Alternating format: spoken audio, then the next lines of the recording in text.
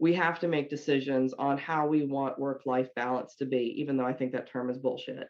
Yeah. We've got to decide how we want things to be, because healthcare in general, but also our labor system, is not working how it has been working, because we're all burnt out. And I think COVID showed us all that.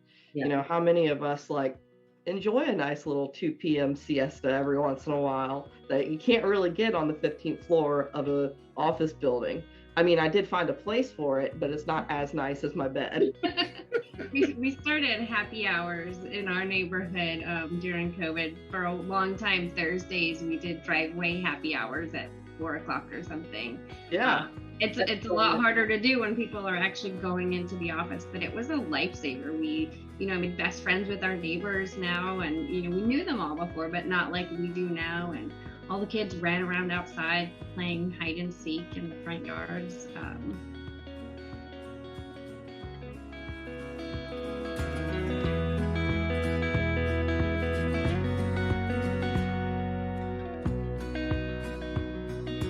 Hello, and welcome to Informatics in the Round, a podcast designed to help everyone become a part of the dialogue about topics in biomedical informatics. I'm Kevin Johnson, physician and informatics chair at Vanderbilt, at KBJohnsonMD on Twitter, www.kevinbjohnsonmd.net on the web. This episode is a bit of a departure from our norm. I set up this team with the intention of discussing physician burnout from electronic health records and what we are going to do to improve it. It happened to be, as it turns out, our first all-female team, though, plus me. In the wake of our post-pandemic attempts to return to normalcy, and frankly with the understanding of a lot of conversations I've heard from my colleagues over the last few weeks, I realized we had an opportunity to cover some ground here that might be of interest to professionals in academic environments that are far-reaching and dealing with remote work and pressures to return to work. So we made the pivot. We'll be discussing the original topic next month. I was joined on this episode by Dr. Allison McCoy, an assistant professor of biomedical informatics at Vanderbilt, and by a regular on this podcast, Sarah Bland, also known as Potty Mouth, who has a lot to say, as you heard in the introduction, and is especially interested in this particular topic for a variety of reasons she'll disclose. We are thrilled to introduce you to Dr. Suzie Brown Sacks. Dr. Sacks has an incredibly unique story, frankly very well covered in the national news, that is highly relevant to both topics. I'm not giving anything away though, you'll have to listen to the episode. If you're a regular, you might have a sense of what makes her a unique doctor. Let's see if you're right. Anyway, hope you enjoy it, and I hope it resonates with a bunch of you.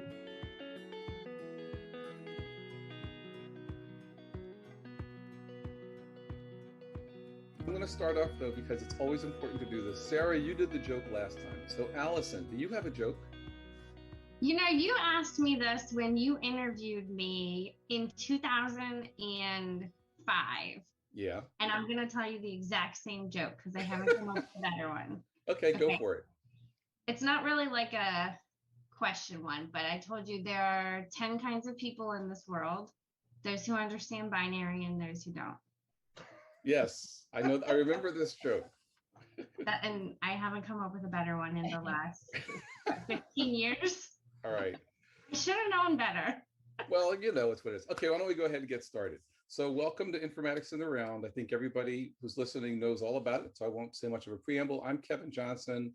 I am your host and moderator, and today I hope I don't get anything thrown at me for the questions I'm going to ask, so you guys be nice to me. My name is Sarah Bland. I am a senior project manager in the Center for Precision Medicine and DBMI at Vanderbilt, and I focus projects on entering healthcare data, especially genetic information, into the EHR. That didn't sound funny at all. Anyway. I got serious. I know, that's pretty amazing.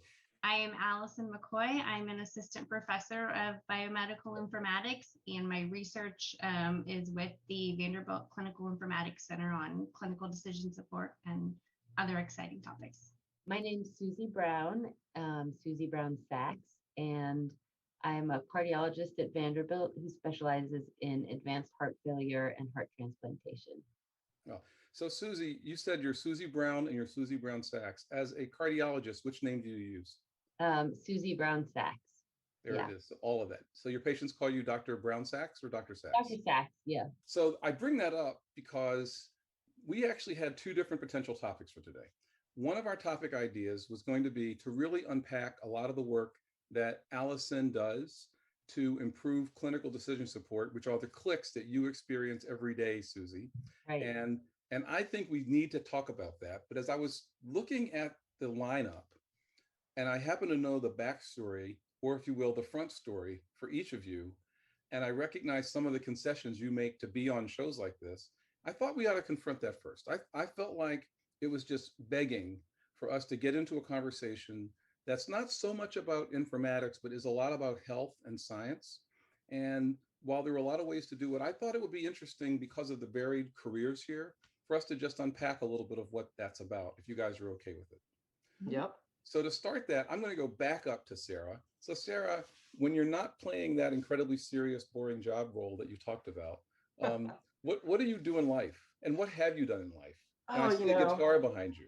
Yeah, I have a guitar behind me. So I started out in life as a music minister and was really conservative in a fundamentalist church of about 1,000 outside of Charlotte, North Carolina. Left that, became a raging liberal atheist lesbian, and now I'm in healthcare. So super crunchy. I also in the past year went from being my wife and I with 3 dogs and a cat to having a kid in the house that we have taken in post-COVID, post-mom drug overdose, and we are in the process of adopting. So we went from being a small petting zoo to a petting zoo plus a kid. So we have had a huge life change in the past 8 months, and did a lot of work trying to help with the data about COVID at Vanderbilt too. So it's been a crazy couple of years for us. That's an amazing amount of transitions. I'm looking forward to us unpacking that in some questions. Allison, what about you? I know a little bit about your other story. Would you share some of that? Yes, I am wife to a physician and mother of a 7-year-old daughter who is academically gifted and a competitive gymnast. So she keeps me very, very busy. A lot of times she's smarter than me, which is hard. And also mother to a 5-year-old boy who was born with a complex congenital heart defect, and he today is 5 weeks post-op from his Fontan surgery. Yay! Yes, we just came back from the cardiologist, and he's doing great. We're weaning diuretics. We got rid of a midday dose. I'm super excited. And for those of us who've had to be on a lot of Zoom calls with Allison over the last year, it's been an opportunity to get to meet the kids because the kids are there and there's not a lot you can do about it. I get lots of fun emails and messages about my kids when they're present. It's been fun. Yeah, I'm sure it has. So Suzie, what about you? I guess in your case, we might call it a front story, and yours is probably the one that's most nationally visible. So please do share. Yeah, so in addition to being a cardiologist, I'm a professional singer-songwriter, which I started doing outside of my house at the end of my cardiology fellowship. I had a sort of like change of heart, so to speak, Wow. a little schizophrenic break, and I just realized that music made me happier than pretty much any other thing I'd ever done, and I just had to make more time for it. So I work at Vanderbilt half-time. I have a 2-week on, 2-week off schedule, and then the rest of the time I spend with my music and with my husband and 2 girls who are 5.5 and 7. Oh my gosh. So that's actually like 3 careers. Mm-hmm. Wow, geez. Pretty much, yep. Yeah. So are you touring? I am a part-time physician, part-time musician, and full-time mom. Yeah. Now, do you tour also? I do. I mean, not in the last year, of course, year and a half. Right. But I've continued to tour a lot less after I had kids than before. But my husband is also a musician, so we tour together and we take the kids. Wow, glutton for punishment. Oh, I am. I mean, I've toured. I toured when my oldest daughter, when I was still nursing several times. Like we would basically drive a half hour to 45 minutes, if we were lucky, before we had to stop and either nurse or change a diaper. But we just made it work.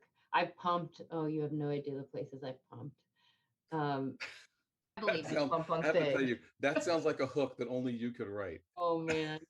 Oh, the places I've pumped. I planned this tour and then didn't realize I was going to be pregnant at the time with my second daughter. And I was like, we left when I was maybe 6 or 8 weeks. Oh, I was so sick.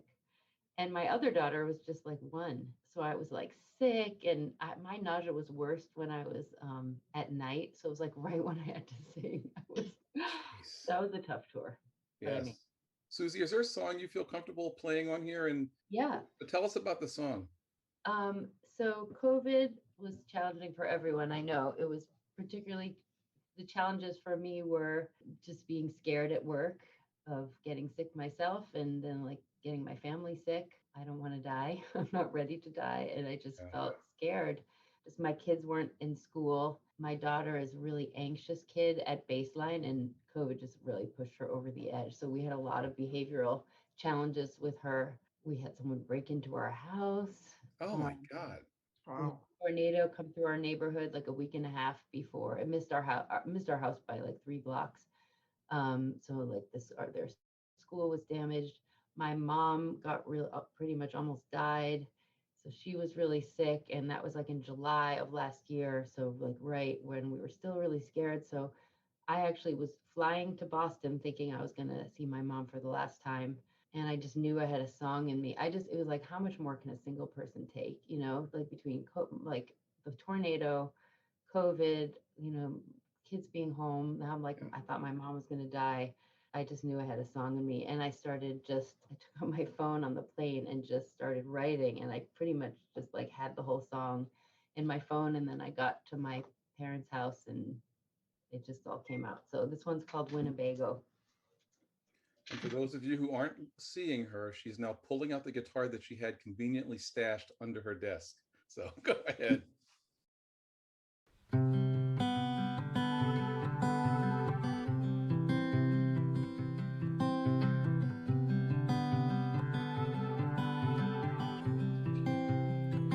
I wanna buy a Winnebago, a home on wheels. See, I need a place to go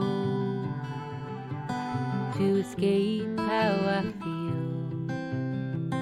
I'll be able to run away and still sleep in my bed. These days I can hardly stay. If I could be anywhere else instead.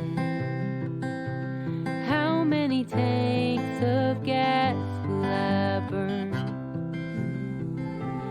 How many times will my wheels turn? How many miles? How many miles before my heart is free and my troubles finally tire of following me? Take my lover and my daughters, one little room, roll into summer and autumn in a 20-foot cocoon. When the scenes out the window start to hurt our eyes, find another place to go, one with a better disguise. How many tanks of gas will I burn? How many times will my wheels turn? How many miles? How many miles before my heart is free and my troubles finally tire of following me? I wanna buy a Winnebago, a home on wheels. See, I need a place to go to escape how I feel.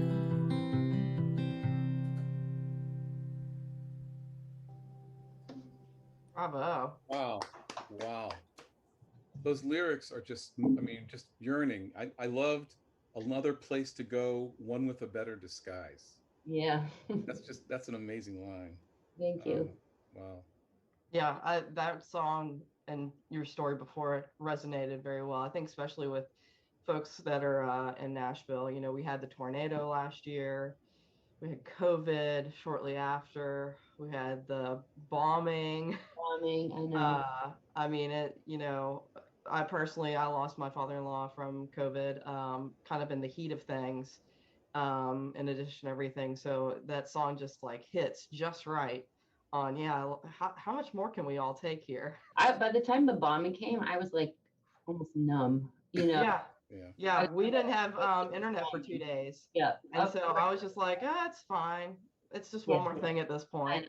I know. I was like, oh yeah, of course there's a bombing now. So, and meanwhile, Allison's busy getting ready for a major surgery for her child. Yeah. And it's, and it's all of the trappings of tenure and papers and grants. So how did you guys get through all that?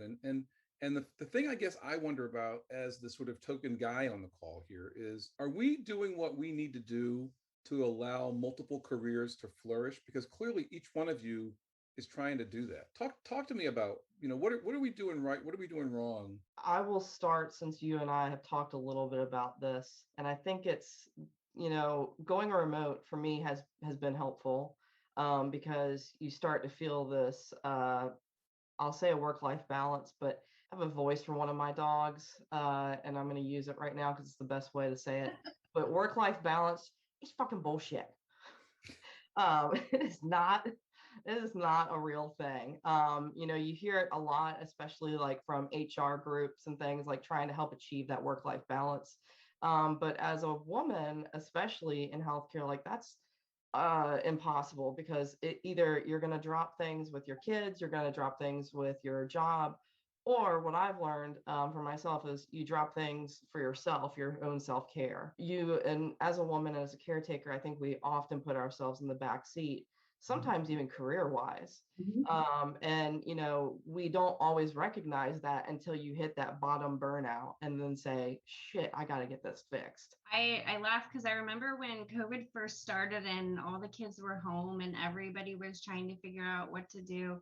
And somewhere on Facebook, someone published the schedule of like what to do with your children all day. And I made my own version that started a few hours earlier, because you had to wake up at like 5 o'clock in the morning to do your work for a few hours before you entertained and, educated your kids all day. And then once you got them to sleep, you had to work for like another 4 hours to finish your work.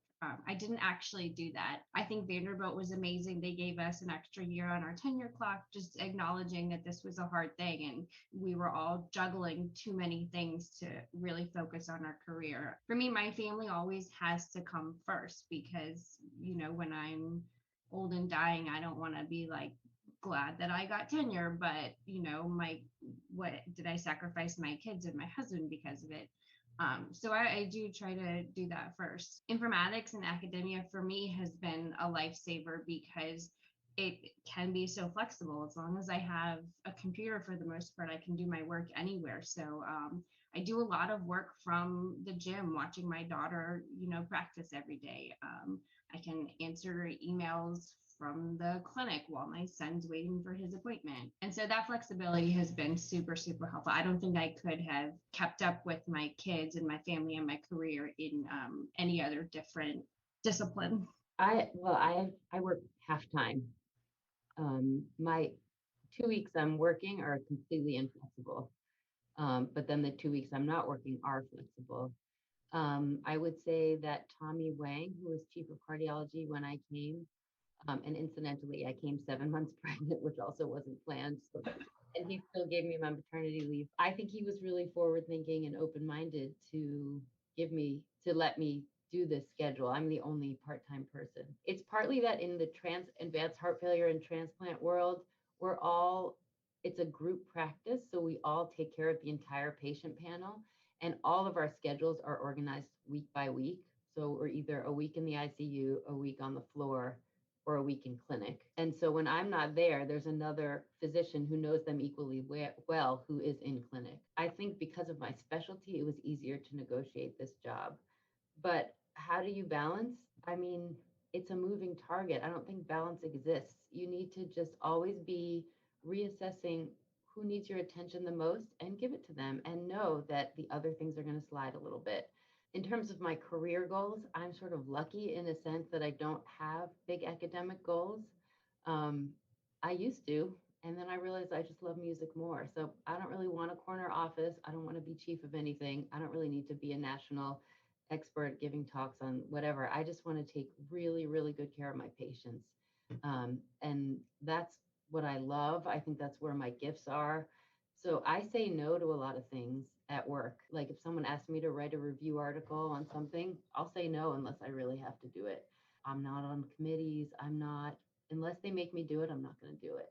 I'm going to come in, I'm going to take great care of my patients, and then I'm going to go home. I've heard from colleagues who try to do anything part-time in a high-pressured environment like a Vanderbilt, that while it might sound good on paper, either the patients or other people treat you as full-time, and that means you're constantly pushing back. Has that been your experience? For me, because it's a group practice and because there are other people who cover my patients when I'm not there, I think I have less of that. We have weekly meetings that I'm expected to be at if I'm able, but I don't have to be if I'm not able. I think I have internals. It's become a lot easier with Zoom because it's easier for me to log into the meetings from home than to come all the way into Vanderbilt. But I feel bad. I have my own demons. Every time I say no to something or don't go to the meeting, I have to deal with my own voices of like, they think I'm a slacker or, that kind of thing. But I just have to quiet those voices to remember that I provide incredible value to our department with the clinical care I give. Everything's fine. Yeah, I think I've heard from colleagues, and I'm thinking of one in particular she's 70 and she has a pretty specific specialty that doesn't have a lot of people going into that field. At 70, she wants to retire, which I think that's freaking reasonable. Yeah.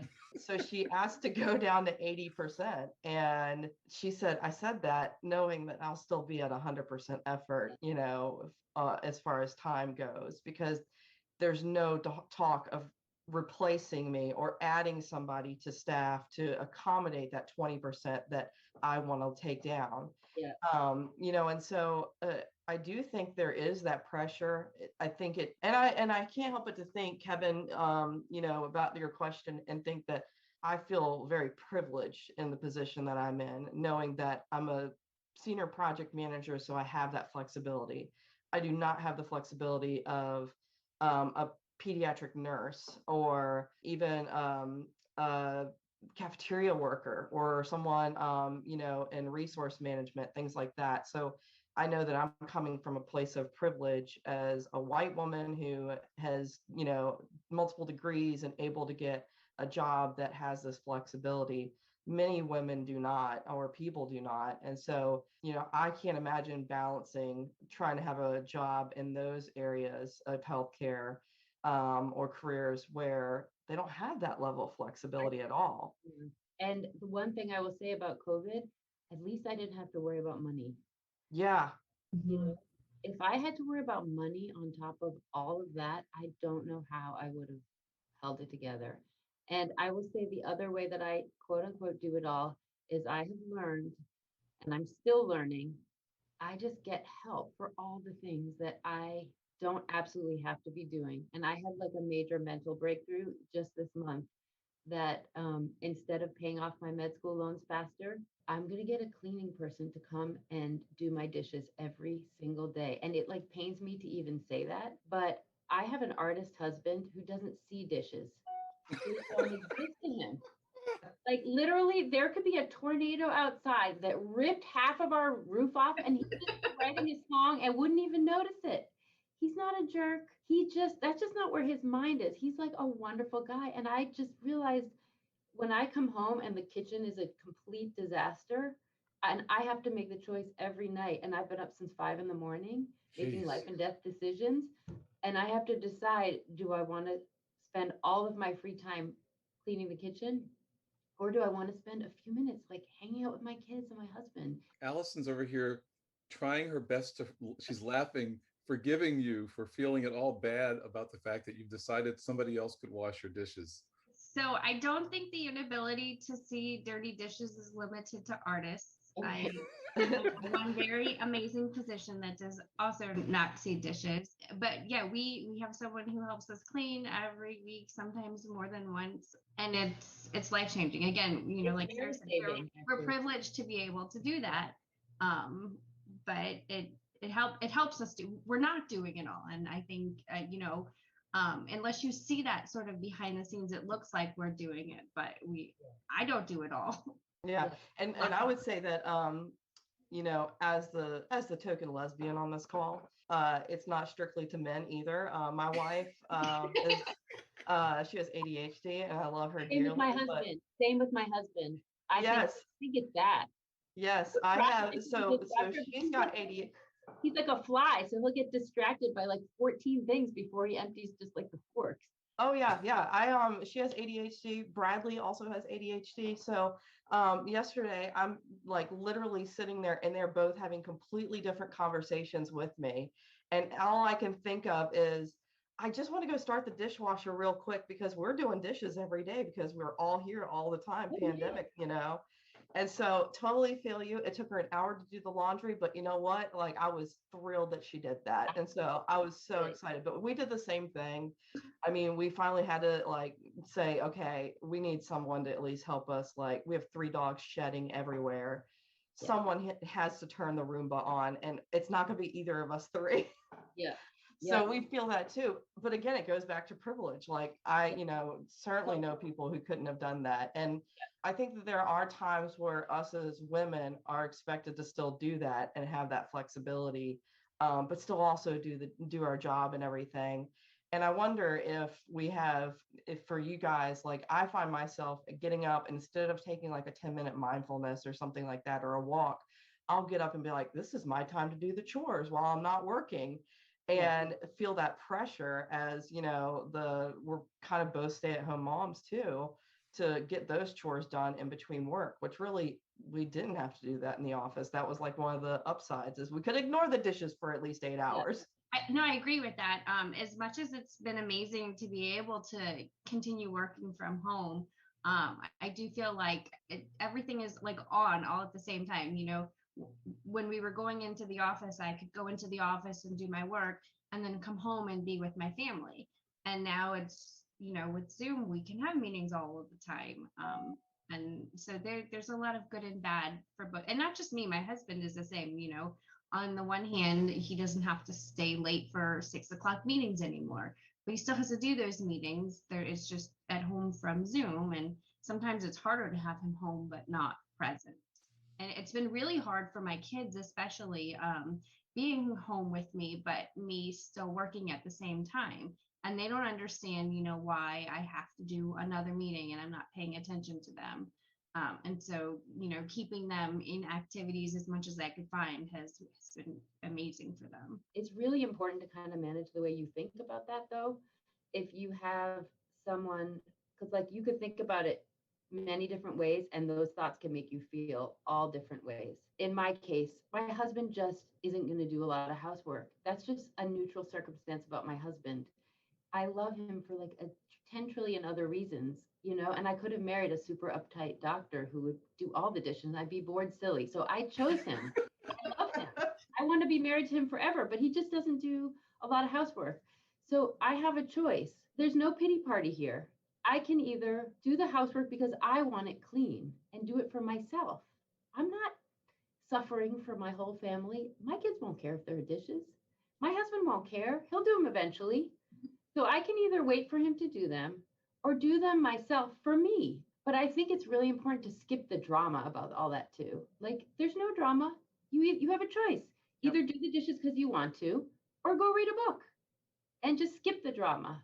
And I think that really helps like with the housework stuff. When I do it, I'm doing it for me and I'm doing it happily. You know, I'm a relatively two-career person only in that I also was a single dad for a while after our divorce. I'm now happily married. We have 3 kids, but they're all pretty much out of the house.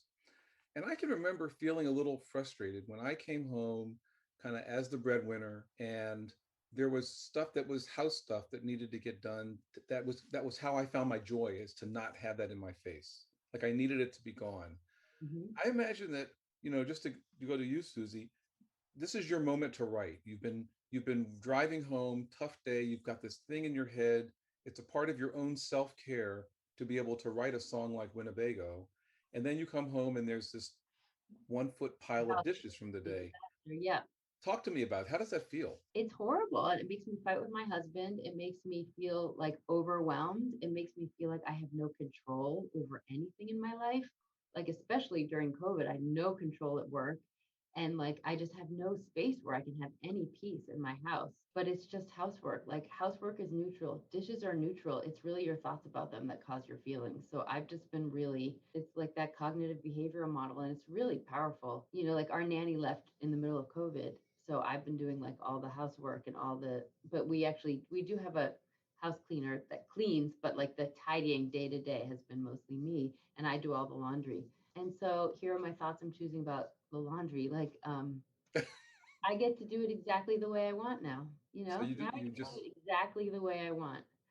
And I'll just put on a podcast or call my parents and I just kind of like I have this like mindful space out time to like fold laundry. It's all clean and I fold it all neat and like you can make the best of it. I just sort of gave up on a lot of the cleaning. It's like when people come to my house, the first thing I tell them is just ignore the mess. So this is just how it is. If I have any friends who care that my house is messy, we're not going to be friends anymore. Right. It's really funny. One of my friends' moms came over and I just told her the same thing. And I found out that she's been telling her friends how great it is that I just have a messy house and I don't care. And I'm like, I don't know if that's a good thing or not. But imagine the opposite though, because can you imagine if your house was impeccably clean all the time with nothing out of place? Then I would definitely know that I was not having enough fun. Yeah. Right. That's like would be so sad. Sarah, I have to ask you a question about this. So you were chatting with me, I think maybe last week we were talking about something, and the idea that you've changed from the kind of go-to one career, can do it all, can cover for everybody else, to the person who now has something else in your life that's going to have to take priority. Were you one of those people who said things to Suzie and Allison like, suck it up, it's your job, you've got to do it? Or were you like completely understanding of all the things that they had going on? Yeah, I know what you're talking about. And I think it's that when I first got to Vanderbilt, and then I used to work, before I got to Vanderbilt, I worked in pathology for 6 years, in quality management, and then in product management. And in the commercial world, it doesn't really matter. You're having to help make that bottom line. So even though I was in healthcare, we really were trying to get as many samples in so that we could help make money for our company. And so kids are not, you had an expectation to work way more than the 40 hours. So when I got to Vanderbilt, I kind of still felt that way, and I started to sense that not everyone felt that way. Academia is a little bit slower paced, but I started to notice that the single people felt this need to stay at work. Especially the women would stay later hours. You'd see their lights on, in the wintertime as you're walking out of the building, you'd see the lights and oh, that's, female boss, and then the male boss lights would be off. And so you felt this obligation like, oh, I don't have a family to go home to. So I guess I need to stay a little bit later than everybody else. This year, definitely changed that for me, because now, I'm in the other role where, so when a colleague says, I'm going to be late to this meeting, my kid's got a doctor's appointment, I'm like, hell yeah, don't even go to the meeting. It's fine. Get yourself some Starbucks afterwards, take that break, because, you get them few and far between. And so there's just this different shift in your thinking of like, I've got to put family first. Like you said, like that is, Allison, this is a priority. So, meetings or not, I want to schedule my family stuff first. And I see that difference now that I've had that life change for myself. And the work will happen. Yeah. I love this job. I want to be at this job for a really long time. I have plenty of time, I don't know. I just look at it all as a long haul. Do you all think that the system that we have in healthcare to support scientists is accepting of or embracing or tolerant of, or not accepting, embracing, and tolerant of people who have as many parts of their life that have to stay, many plates that they're spinning? I could never do it as a full-time physician. Oh, explain that then. Oh, I could never do it. I mean, I couldn't do it. I feel like I would never see my kids. I would never see I left the house at 6:15 today, and I'll probably get home, I don't know, 6, so I have like a couple hours with my kids at night. I mean, I would have some weekends, but that doesn't feel acceptable to me, that much time with my kids, if that was my every week. For me, I can't write a song when I get home from work. I'm like mentally, I think as I get older, I'm better at staying in touch with myself and kind of managing how hard my job is emotionally. But it takes me, when I've had 2 weeks on, it takes me a couple days. Like if my husband will ask me how I am, and I'll say, I have no idea. Mhm. I just have no idea, because you kind of have to separate yourself emotionally a little bit just to get through your day. And it takes me a couple of days to unwind and just kind of change headspaces to be able to get in touch with like my creative self. And that's why I chose the 2 week on, 2 week off schedule, because it really gives me time to like switch headspaces. Allison, how about you? I don't think it works as it is right now. I mean, as someone who's been trying to get grants for I don't know how long now, entirely too long. I mean, the amount of time it takes to put in a grant, when I do have them due, I try to make that a priority, and my husband really steps up and does a lot of the things with the kids and around the house that I normally have the flexibility to do. But you have to put in so many grants or just get so lucky to get one funded, and I just don't have the bandwidth to do that like some of my other colleagues who don't have kids or a spouse or anything else to do besides write grants all the time. I can't work 12 hours a day and weekends and holidays and do that, and it's taken me a long time, but I think I'm okay with that. I may never get tenure, I may never get an R01, but at least I stayed mostly sane and trying to spend time with my family. Sarah, what do you think? Oh, hell no. Healthcare in America, and especially the system for being a woman working in healthcare, there are so many times we don't get a chance to put our families first, because we want to keep up with our colleagues. And healthcare is still part of a for-profit system, even if Vanderbilt itself is a not-for-profit. Yesterday, I happened to tweet about how trying to find mental health care services in America is this big load of bullshit, because and I like that I'm the only one cussing today. I love that you're cussing. Put it out there. I'm going to try to get as many words in to just keep the tabs up. But we've been paying out of pocket for therapy for our son, because he needs weekly therapy. He has a lot of trauma. And so that means there's about $1,000 a month going just to therapy sessions. And he's got TennCare, he's got Medicaid for him to be able to get those sessions. But we can't find a therapist who will actually even take insurance. And I understand why they won't. It is so hard to get reimbursed. Yeah. But what is one of the biggest needs, especially post-COVID? Mental health services. Definitely. And they're chock full. Mm-hmm. And so, yesterday I spent a lot of my day actually on the phone trying to find him good mental health services for a good therapist that will help him, because I've been trying to find something that will accommodate his schedule with his needs, and it's almost impossible. We were on waiting lists for like months for my daughter for her anxiety. Yeah, he's, he, along with his ADHD, so he's got a psychiatrist for that. But she only does the medication management just for that. So every 3 months, we see her for about 5 minutes, and she says, looks like Vyvanse is working great. She doesn't touch any of the other things. And so to get a weekly therapist to be able to see him and talk to him or do any more is like, an act of God at this point. And there's tons of therapists in the Nashville area. It's just that they all want out of pocket. They don't take insurance because it's too much of a hassle for them.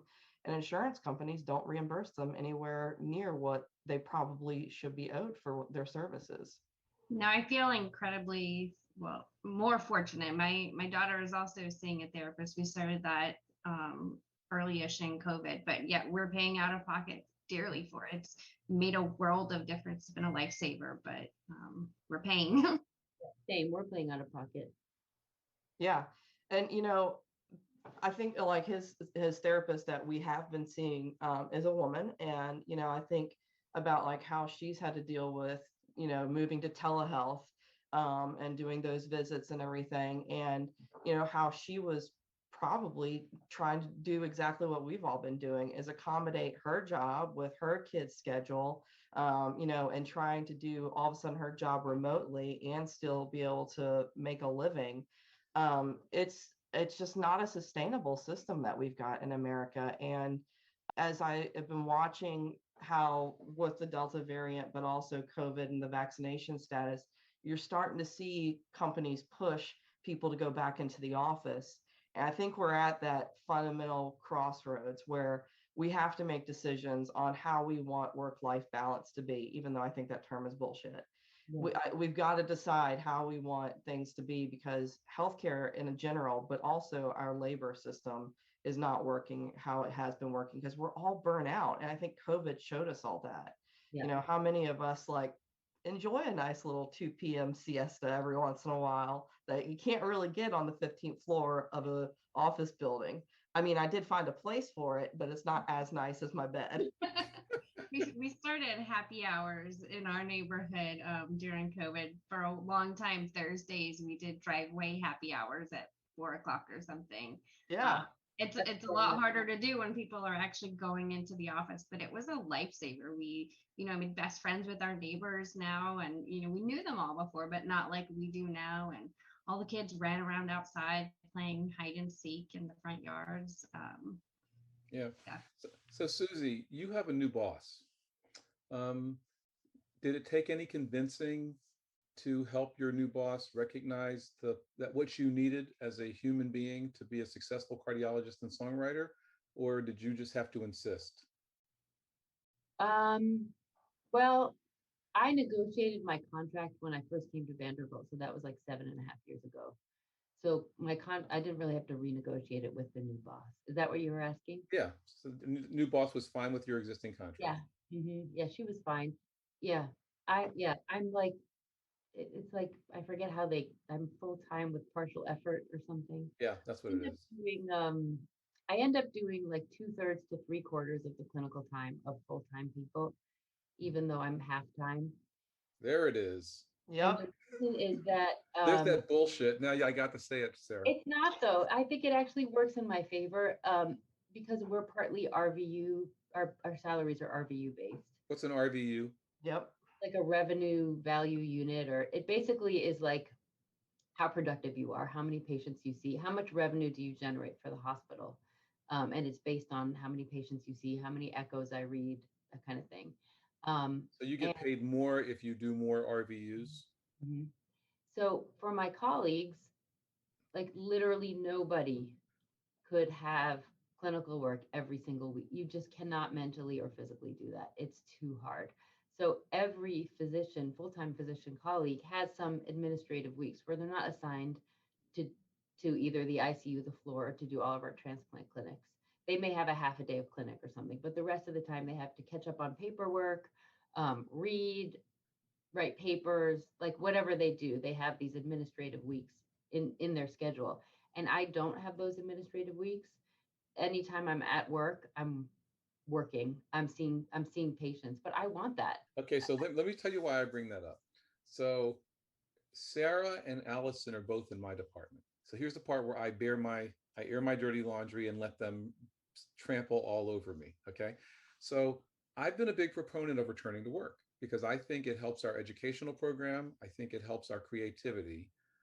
But I also listen to this and I feel like, what is the privilege that I am bringing in? What are the biases that I'm bringing in that you guys would tell me, you need to be thinking about this, Mr. I don't have to do everything at the house and take care of the kids, so that the rest of us can have a little bit more sanity than what you may be otherwise proposing, sanity that perhaps we discovered during COVID, and now you're telling us to take it away. So what should I have learned from you going forward?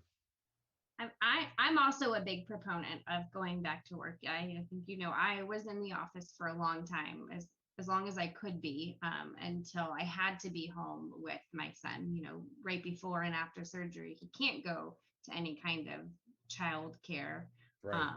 And so I appreciate that I've been able to work from home, but my preference is to be in the office. I feel like I do better work there. I like seeing other humans and, intelligent adults that I can have stimulating conversations with. I think we work better together when we can, sit in a conference room and talk about something instead of sending, Teams messages or trying to find them on a Zoom call. So I'm looking forward to being back in the office, mostly full time, but there I said mostly. And I just hope that we have the option when necessary to work at home, which we sort of did before, because I did this occasionally before COVID. If my kid was sick or if we had someone coming to repair the refrigerator, I worked from home, but it wasn't like it is now. So Yeah. my hope moving forward was that, most of us come back, but we have the flexibility to work from home when necessary. If you had asked me this prior to November, I would have said, I don't want to go back into the office at all. I am one that I love, maybe not always having to wake up at the exact same time, getting my work done, and then maybe sometimes staying up later and doing it that way. I love that flexibility. Now with my wife being stay at home and then my kid, out for summer, I do actually go into the office once, maybe a week, maybe sometimes 2 times. And so I like having that way to get away from home, break up the monotony, just like go ahead and have a break from that. I think the big thing is flexibility and transparency. Let us decide if we want to do one or the other or have a hybrid model. Let us decide as human beings. When you take flexibility away from people or tell them they have to do it this way, they have to dress certain ways, or they have to have these certain hours, it just gets, it breaks up that trust from the employer to employee. I think one of the big things that really aggravated me about my old job was they were like, you have to be here at 8 a.m. And they were all about like, getting all these different warnings and stuff. And sure, I can be here at 8 a.m., but I'm not going to like it because I'm not a morning person. I need at least 3 cups of coffee. And if you like it, you're gonna be resentful and you're not gonna do as good work. Yeah. And also, I found myself, as much as I love my job, there are times where I can get everything on my to-do list done. And you want to just have me sit there and twiddle my thumbs till 4:30 because that's when you want me in the office. No, be that kind of boss where like you just say, get your shit done and be done with it. Don't sit here and twiddle your thumbs forever, because I could be going home early, doing the dishes or cutting the grass or whatever, and not just wasting my time because you want to make sure you're controlling the number of hours I'm working. Then I'm just going to do the bare minimum. And I find that I'm more efficient when I, don't have to take a certain amount of time. If I can, go do something I enjoy after I finish my whatever I need to finish, I'm going to do it fast and probably just as good. Yeah, I fully expect my termination letter after this this podcast. I was like, no more. Well, I'm trying to be really PC. There have been all kinds of opportunities for me to make all sorts of jokes, like, you have to get home and work on that canoe that's in your living room, but I haven't said any of those. No. So Suzie, you're listening to all this and you're smiling, and what are you thinking? This is just really fun. I'm so grateful to have done this. Like going into this week, I was a little overwhelmed because we had a tough week with my daughter last week with anxiety and failed camp attempt and trying to piece together childcare. And this is the first week of basically 3 in a row with 2 days off for me because of a scheduling thing. And so there goes that 2 weeks on, 2 weeks off. It just felt like an overwhelming week when I thought about it all, but in the moment, it's all good. And I'm so glad I said yes to this and got to spend an hour with you guys. Well, thank you. So by the way, how much national attention have you gotten from the songs you wrote around COVID? Well, I haven't released them yet, so to be determined. I did, one song called Another New Normal is one of the COVID era songs that I wrote. And which we're going to play on the next episode. Oh, cool. Okay. In February, I guess soon after I had released it, or about around the time I was planning on releasing it, I was featured on CBS This Morning. Wow. Jeez. So I got to play it live on that television show. So that was cool. Now, awesome. Obviously you're selling music, right?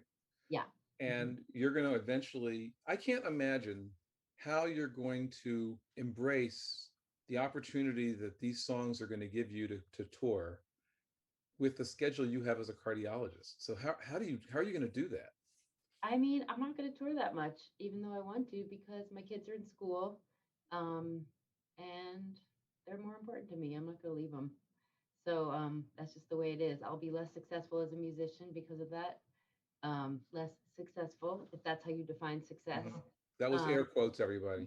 Yeah. So you sacrifice both of your careers for your family. Yeah, for sure. 100%. And does it frustrate me? Definitely. Would I do it again? Definitely. My family is like numbers 1 through 10 on my priority list. I'm super, super clear on that. But, the cost is, I joke, this is my 7th studio album. And I'll release it to the 150 people who care. But, that's not why I do it. I try and just focus on being an artist and the joy I get in writing songs and making albums. And, I have a small, relatively speaking, but very loyal fan base who I just love interacting with over my music. And I'm just going to do what I can when I can. When my kids are older, I'll tour more. But so how are you affording studio time? Because I'm a cardiologist. Oh, there it is. It's partly that. I'm a half-time cardiologist, but I drive a 2008 Toyota Prius. I don't really go on vacation. I don't buy a lot of. I'm really frugal. And I fan funded my last album. I raised $17,000 for my last album. This album I did at my producer's house because it was COVID and we weren't going to be doing the studio thing. And I had been vaccinated and he had COVID. So it was kind of like a safe thing. So it was just the two of us in his home studio. And then we did do one day for drums in a real studio, but we just sent the tracks electronically to other musicians for them to put instruments on it. And I did all the background, me and him did all the background vocals. So we kind of pieced it together that way. Well, this has been. Thanks to all our guests today. That was a conversation that was admittedly a lot of first world problems, to say the least, but it's an honest challenge we have in science, and I was glad to get candid opinions from some highly talented members of the club. Thanks also, Dr. Suzie, for giving us a glimpse into the world of the professional two-career wife and mother, and for sharing one of your new songs with us. This is Kevin Johnson at KB Johnson MD signing off. Have a wonderful rest of your day. See ya. #science. I'm living it. Anywhere else instead.